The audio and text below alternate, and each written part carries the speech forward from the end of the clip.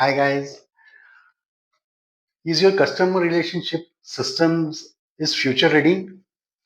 Have you implemented AI in your CRM system? In case if you're not done, I'm sorry, you have no option. You have to do it. Well, I'm Guru Prasad. I have more than 2 decades of experience in CRM and other domains. I compiled a book which, starting from what is CRM and AI, till what is the futuristic of CRM AI, everything is covered. It has very crucial, important topics, which is going to help anybody to set up a CRM system. One is what are the business use cases in the CRM? What are the practical business use cases in the CRM? What are the implementation strategies? Are you ready for it? For like say, are your data, how to manage your data, before even putting that?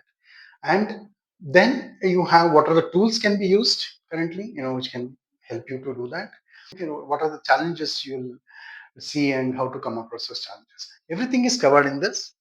So I recommend, this book is really helpful for anybody who is a AI enthusiast, business manager, or a business owner who wants to implement good customer relationship management, which is future ready in their organizations. Just click on the link below to get in-depth details or more details about this book. I hope it really helps you to set up a good CRM system with AI in your organization.